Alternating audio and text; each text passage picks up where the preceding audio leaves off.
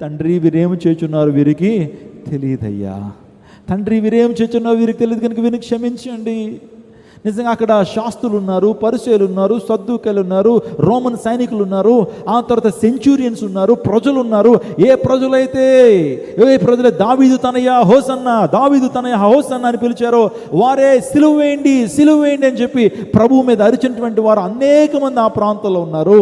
కానీ వారి శిష్యులు మాత్రం లేరు. తన తల్లి యోహాను మాత్రమే ఆ ప్రాంతంలో ఉన్నారు. ఆ టైంలో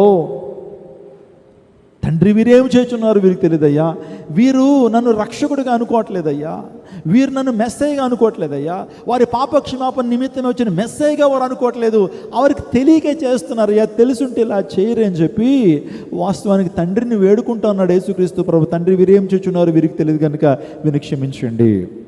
యేసుక్రీస్తు ప్రభు వారు ఎందుకు ఇంత గొప్ప హీరో అయ్యాడు?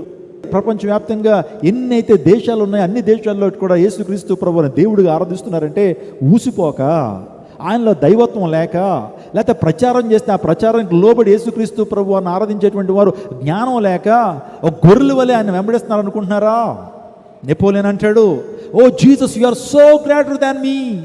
I just tried to conquer the world with my mightiness and sword, but you conquered this world with the mighty weapons called love and forgiveness.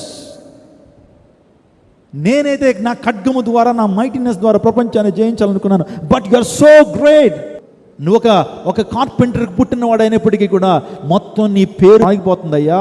ప్రతి రాజులుగా మేము నా కత్తి ద్వారా, మా బలం ద్వారా ప్రపంచాన్ని జయించాలనుకున్నాం, కానీ నువ్వైతే ఏ ఖడ్గాన్ని నువ్వు చేత పట్టుకోలేదు, నీ వెనకాల సైన్యాన్ని వెంటేసుకుని వెళ్ళలేదు, ఏ సింహాసనాన్ని అదృష్టించలేదు, ఏ ఒక పుస్తకాలు రాయలేదు, కానీ నీ కొరకు కొన్ని లక్షల పుస్తకాలు నీ కోసం రాయబడ్డాయి.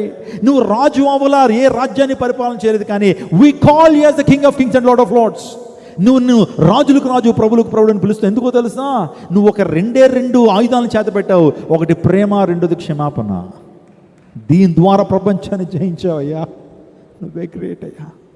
మా రాజ్యాలు పోయినాయి, మా సింహాసనాలు పోయినాయి. కొన్ని సంవత్సరాలు పోతే అధికారులు, వారి అధికార బలాలన్నీ కూడా పోతాయి, మర్చిపోతాం.